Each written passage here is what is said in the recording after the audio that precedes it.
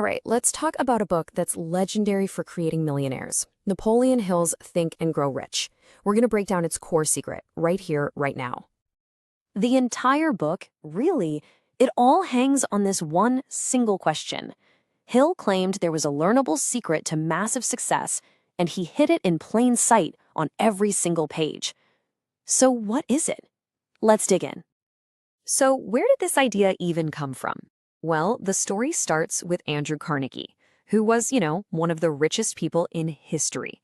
He was convinced his formula for getting rich could be taught, and he gave a young Napoleon Hill a challenge. Spend your life figuring it out and sharing it with the world. And you have to understand, this wasn't just some theory Carnegie scribbled on a napkin. It became Napoleon Hill's life's work, a 25-year quest to prove and codify this secret. Think about it. Starting way back in 1908, Hill spent more than 2 decades studying the absolute titans of industry. We're talking Henry Ford, Thomas Edison, Rockefeller. He wasn't just looking for what they did, he was hunting for the one single principle that tied all their massive successes together. And here it is. This is the bedrock of the entire philosophy. The starting point for wealth isn't having money or connections or fancy degree. It starts with a thought, an idea. Hill basically says that every single thing you see around you, every business, every piece of tech, started as just an intangible little spark in someone's mind. Now, to prove this, and I love this part, Hill doesn't start his book with a story about a billionaire. Nope.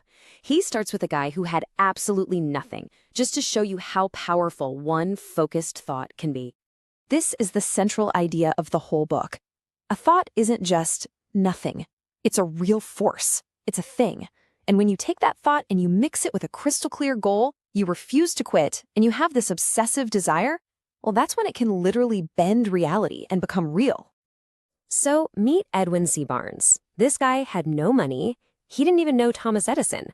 But he had this one incredibly powerful thought. He would become Edison's business partner. And as Edison himself said later, yeah, he might have looked like a tramp on the outside, but his thoughts were those of a king. Now, this is so crucial. This wasn't just some casual wish like, oh, I'd like to be rich someday. Hill makes a huge distinction between just wanting something and having a burning desire for it. It's the difference between a little campfire and a full-blown blast furnace. And notice how specific he was. Barnes didn't just want a job. He wanted a partnership. He was so all in that he was willing to take any job, no matter how small, in Edison's office, because he saw it as a strategic move to get him closer to his real goal. This quote just perfectly sums up the mindset, doesn't it? He left himself no way out, no plan B.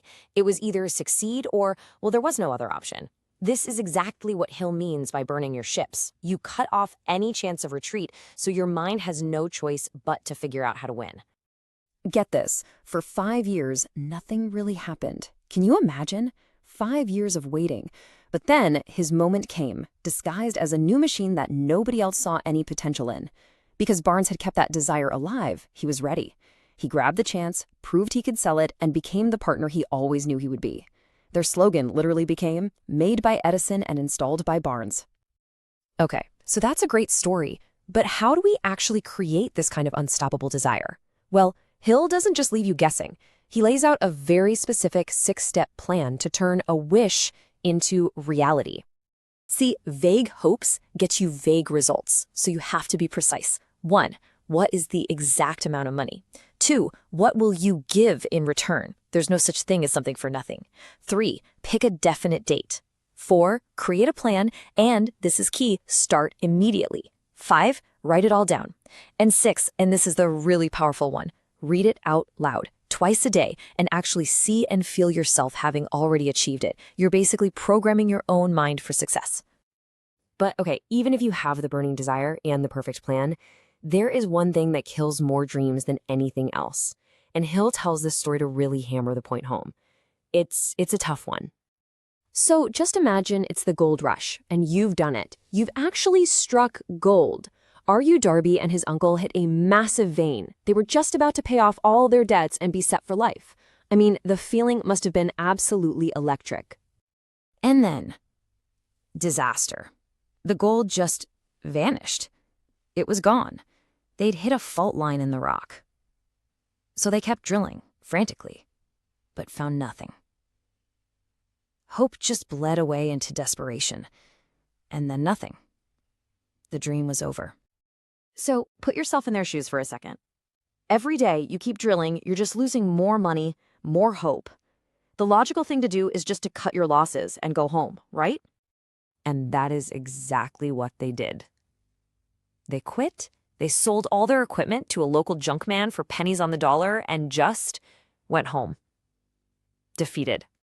Well, the junk man, he was curious, so before he scrapped the equipment, he hired a mining engineer to take a look. And the engineer's report? The original miners had stopped drilling just 3 feet from one of the richest gold strikes in Colorado. 3 feet! The junk man went on to make an absolute fortune. And the difference in mindset here is everything. The Darbys gave up at the first sign of real trouble. They saw it as failure. But the junk man? He understood that setbacks are temporary, unless you decide to make them permanent. He went and got expert advice, and he kept going. But here's the thing. R.U. Darby never, ever forgot that lesson. He went into the insurance business, and he became a massive success. Why? Because every single time a potential client told him no, he just remembered that he once gave up just 3 feet from gold, and he refused to make that mistake again. And that right there is the ultimate message of this book. It's not your circumstances that define your life. It's your thoughts. Because you have the power to control your thoughts, you have the power to control your destiny. You are the master of your fate. You are the captain of your soul.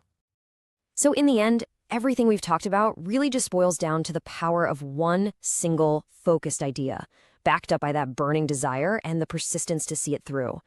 So the final question the book leaves us with is a simple one. What's your idea going to be?